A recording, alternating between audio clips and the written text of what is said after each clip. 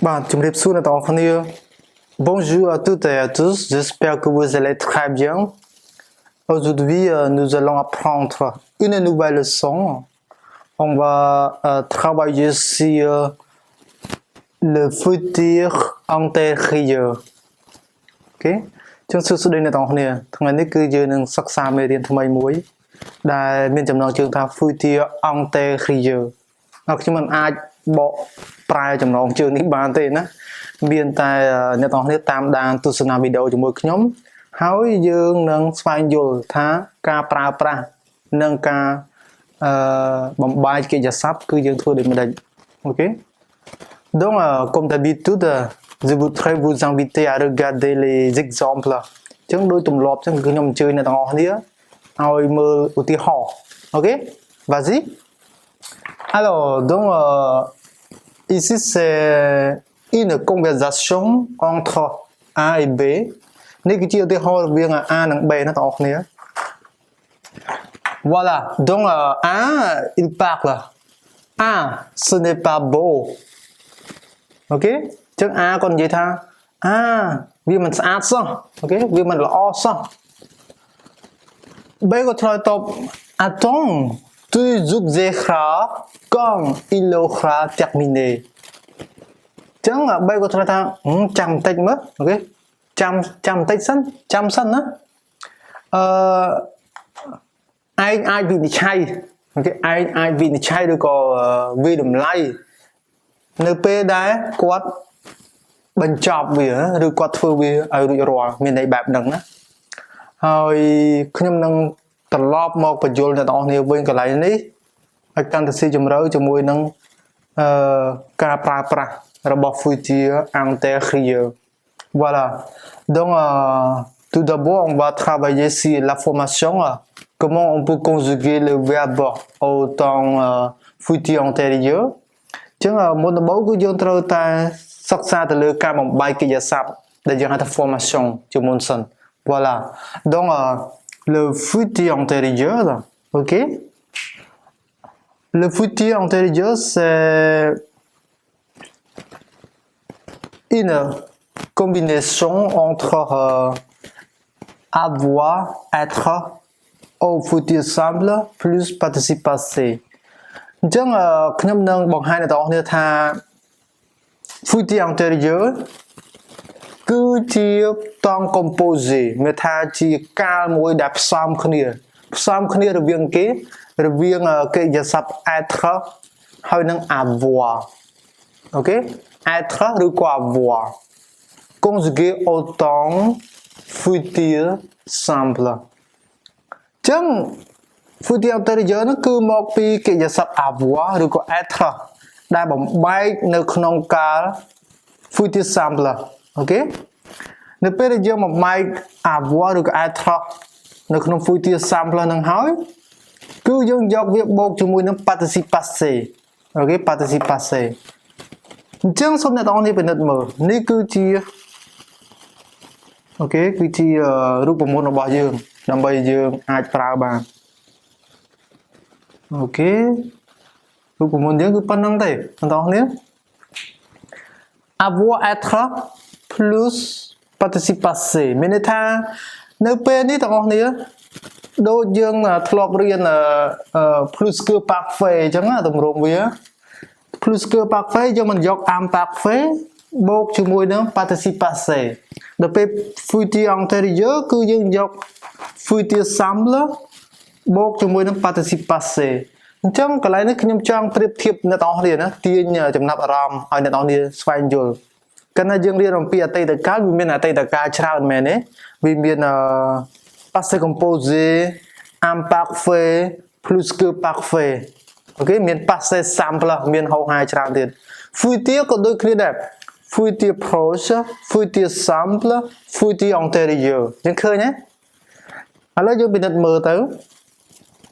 តើនេះនៅក្នុងកន្លែងនេះគឺខ្ញុំមាន យើងហៅថា avoir être ហ្នឹងបញ្ចូលគ្នាតែម្ដងឧទាហរណ៍ថា j'aurais fini តើនេះឃើញទេ j'aurais fini នេះគឺមកពី avoir conjugué au futur simple Zore គឺយើងបានមកពីកិច្ចសព្ទ avoir បបាយវានៅក្នុង future simple បន្ទាប់មកយើងបូកជាមួយគេ fini fini គឺជា participe passé fini នេះគឺជា participe passé របស់កិច្ចសព្ទ finir អូខេ tu seras arrivé យើងឃើញ sera នេះគឺមកពីកិច្ចសព្ទ être បបាយនៅក្នុង future simple ហើយយើងបូកជាមួយនឹង participe passé arrivé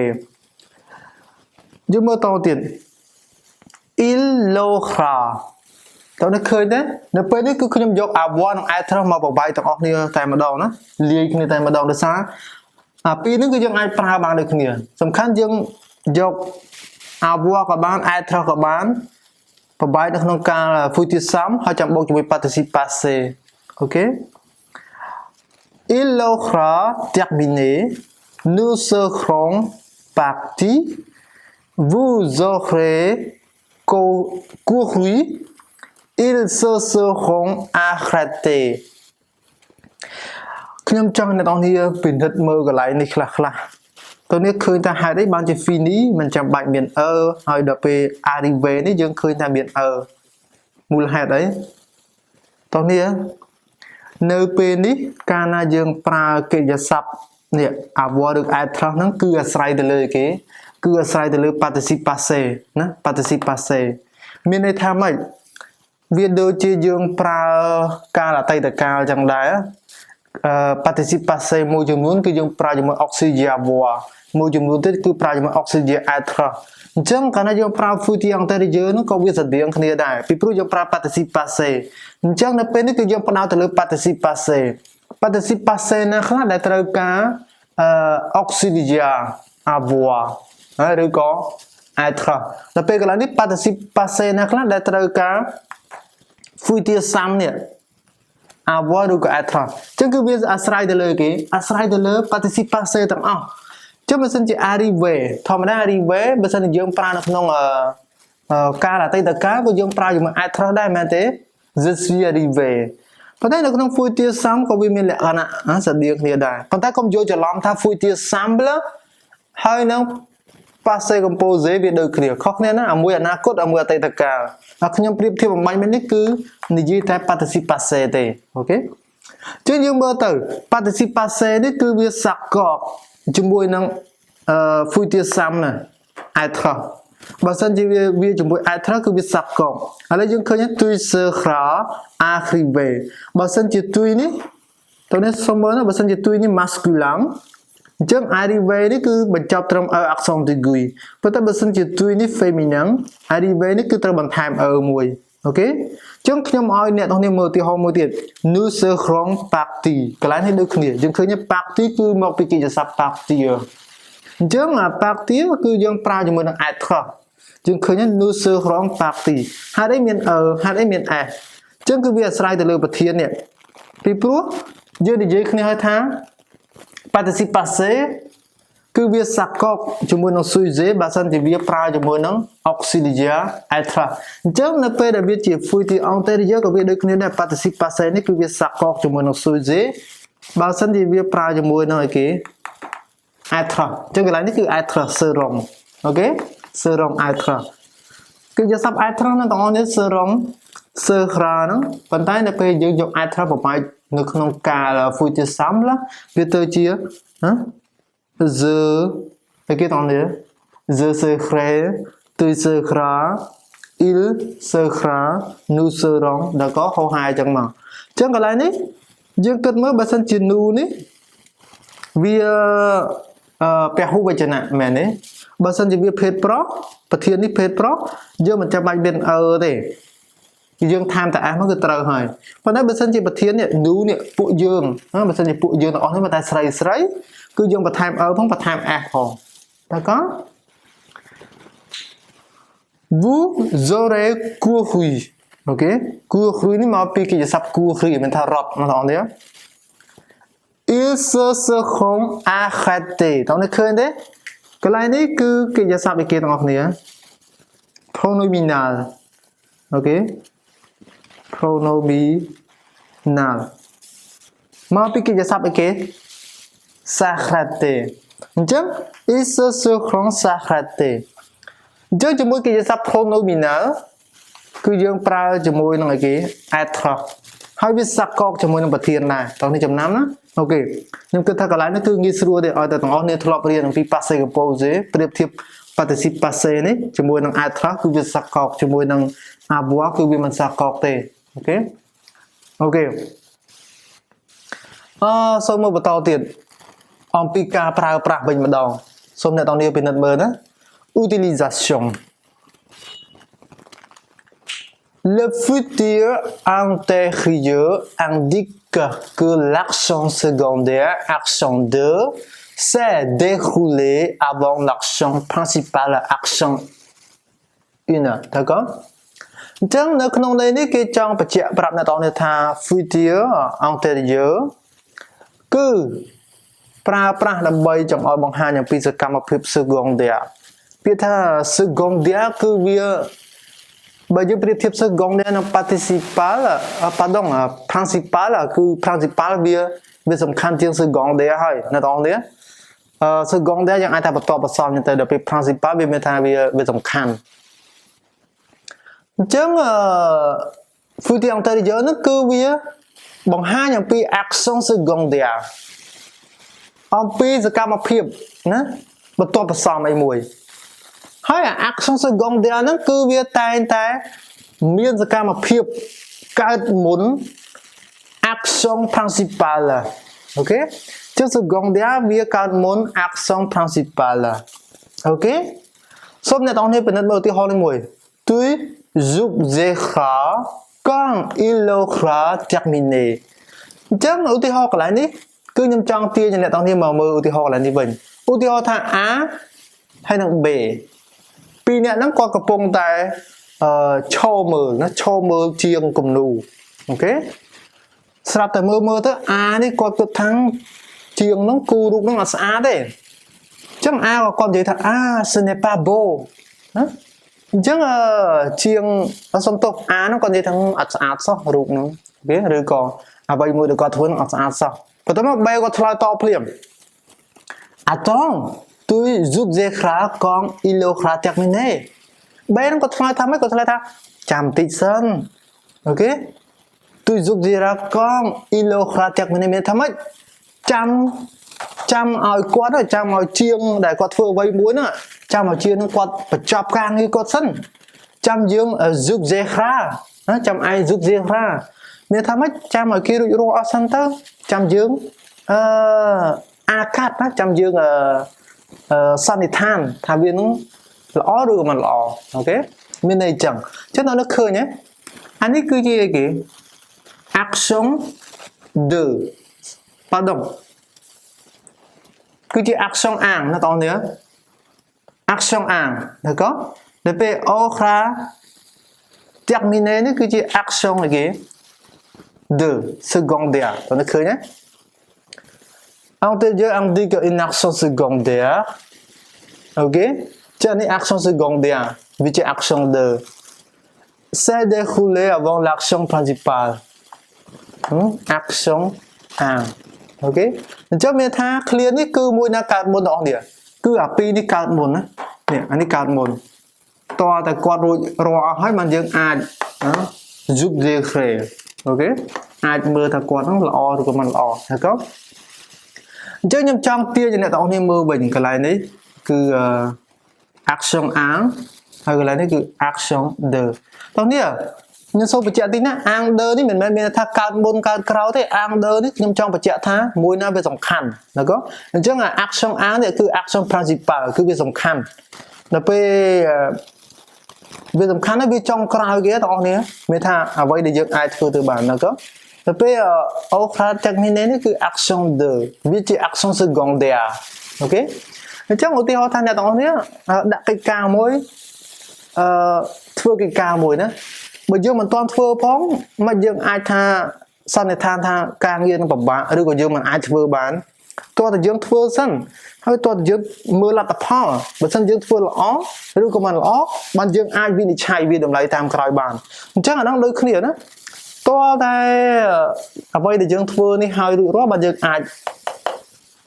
ទាញយកសេចក្តីសន្និដ្ឋានមួយ បើគិតឲ្យមែនតែនទៅបងប្អូនគ្នាអាចមើលតារាងខ្ញុំបានណាឧទាហរណ៍ថាឥឡូវជា présent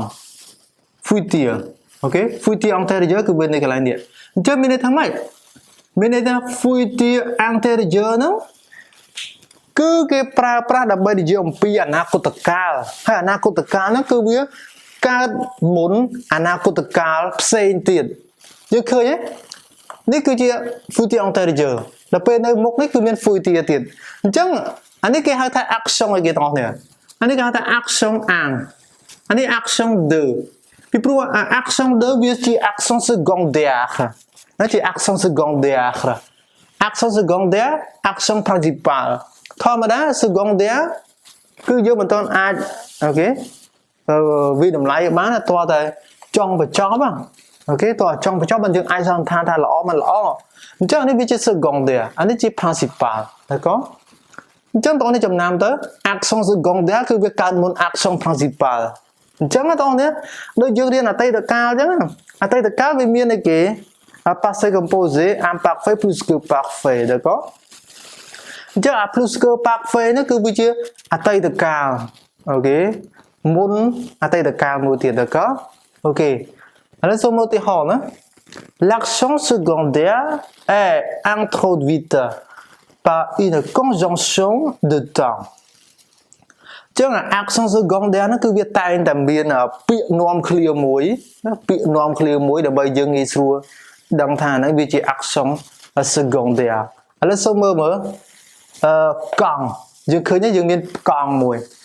ចឹងនេះវាសំខាន់ណាស់កាលណាយើងឃើញអាហ្នឹងគឺយើងអាចសន្និដ្ឋានថា clear បន្ទាប់វាជា action secondaire អញ្ចឹងយើងអាចសន្និដ្ឋានថា clear បន្ទាប់វាគឺជា futur antérieur ចានៅពីមុខវានេះ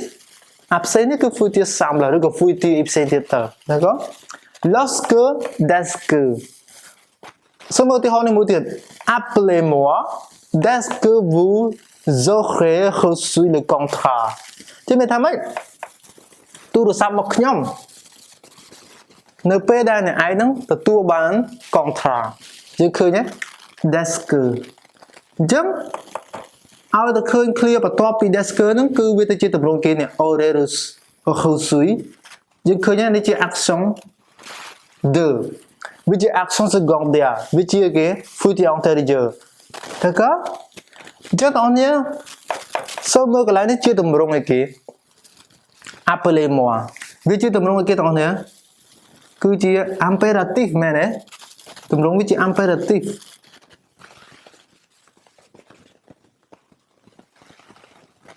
អូខេទម្រង់ impératif ដែលអ្នកទាំងនេះតែនិយាយថាទម្រង់បញ្ជាអញ្ចឹងមានថាម៉េចយើងប្រើ futur antérieur ហ្នឹងគឺប្រើជាមួយនឹង futur simple ផងជាមួយនឹង impératif ផងប្រើបានទាំងពីរណាអូខេអញ្ចឹងទូរស័ព្ទមកខ្ញុំនៅពេលដែលអ្នកឯងទទួលបានកងត្រាហ្នឹងអូខេឥឡូវសូមបន្តមើលកន្លែងនេះ Zohra pardon ខ្ញុំទៅសេខំបន្តនេះអូខេយើងថែម e មួយទៀត Zohra fini avant midi Zohra fini avant midi clear នេះយើងនិយាយថាខ្ញុំនឹងបញ្ចប់អូខេខ្ញុំនឹងបញ្ចប់ឬខ្ញុំនឹងធ្វើការងារនឹងឲ្យរួចរាល់មុនថ្ងៃត្រង់អូខេ avant midi clear នេះជា clear ស្រាប់អញ្ចឹងសួរថាយើងធ្វើដូចម្តេចដើម្បីធ្វើទម្រង់ futur antérieur ហ្នឹងជាទម្រង់បដិសេធឥឡូវយើងមើលតើយើងដាក់បដិសេធកន្លែងណានៅប៉ាកន្លែងណាកន្លែងនេះឬក៏កន្លែងនេះអូខេអញ្ចឹងខ្ញុំបង្ហាញអ្នកនរនេះតែម្ដងទៅបើសិនយើងធ្វើ clear វា futur antérieur ទៅជាទម្រង់បដិសេធគឺយើងដាក់អូខេនៅប៉ានៅអមសងខាងavoir ឬ être conjugué au temps futur simple អូខេមានន័យចឹងដល់នេះ je n'aurai pas fini avant midi អូខេ